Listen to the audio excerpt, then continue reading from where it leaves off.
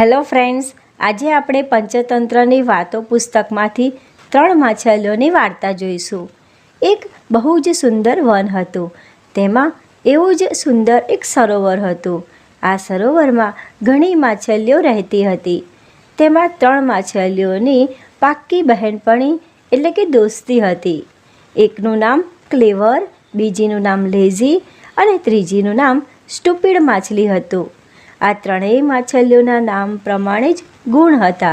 ક્લેવર માછલી હોશિયાર હતી. તે કોઈ પણ મુશ્કેલીનો માર્ગ તુરંત જ શોધી કાઢતી.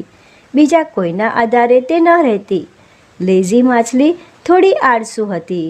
તે હોશિયાર તો હતી, પણ તુરંત જ કંઈ પગલું ભરવામાં એ માનતી ન હતી.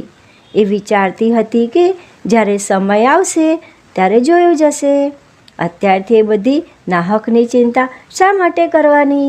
સ્ટુપિડ માછલીમાં બુદ્ધિ થોડી ઓછી હોવાથી તે માનતી કે ભગવાનની મરજી હશે એમ જ થશે.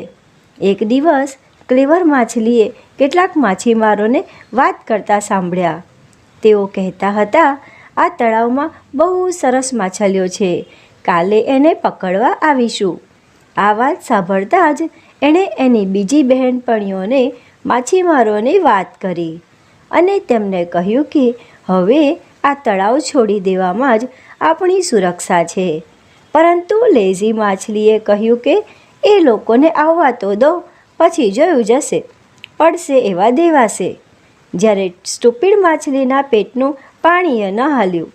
એને કોઈ જાતની ચિંતા નહોતી. એણે કહ્યું, જે થવાનું છે એ તો થશે જ. એને કોણ ટાળી શકવાનું છે? બન્યું એમ જ. માછીમારો બીજે દિવસે પોતાની જાળ લઈને આવી પહોંચ્યા. ક્લેવર માછલી તો પહેલેથી જ બીજા તળાવમાં પહોંચી ગઈ હતી. લેઝી માછલી તો જાળને જોતાં જ તે મરી ગઈ હોય એ રીતે સૂઈ ગઈ. માછીમારોએ તેને મરેલી સમજીને ફેંકી દીધી. એટલે એ તુરંત જ છલાંગ લગાવીને વહેતા પાણીના પ્રવાહમાં તરીને બીજા તળાવમાં પહોંચી ગઈ.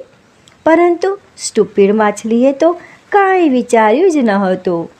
એટલે એ બિચારી માછીમારોની જાળમાં ફસાઈ ગઈ અને તરફડીને મરી ગઈ. આ વાર્તાનો બોધ છે, મૂર્ખ લોકોએ ચતુર લોકોની સલાહ માનવામાં આળસ ન કરવી જોઈએ.